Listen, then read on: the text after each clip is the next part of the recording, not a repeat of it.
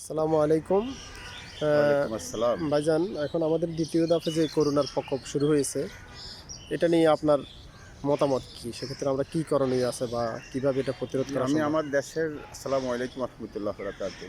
আমি আমার দেশের মানুষকে বলবো, নিজে সচেতন হন, অন্যকে সচেতন করুন। আপনারা পাশাপাশি বৃদ্ধ মানুষ যারা আছে সবাইকে সচেতন করুন। নিজের মা এবং পরিবার শিশু যারা আছে সবাইকে অ্যালার্ট করে দিন। আপনার সবাইকে মাস্ক পরতে হবে, হ্যান্ড স্যানিটাইজার ব্যবহার করতে হবে। অন্যথায় আপনার একজনের কারণে আপনার পরিবারে অনেক লোকের সমস্যা হতে পারে।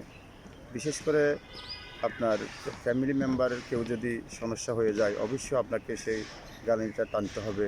সেক্ষেত্রে আমি বলবো, আল্লাহ পাক রব্বুল আলামিন যে এই মহামারীটা বাংলাদেশে এবং পৃথিবীতে পাঠিয়েছেন, সেই মহামারী থেকে যেন সবাইকে আল্লাহ পাক রক্ষা করে। আমি বলবো আপনারা সবাই সচেতন থাকবেন এবং ব্যাপার ভালোভাবে চলবেন। আসসালামু আলাইকুম রহমতুল্লাহ।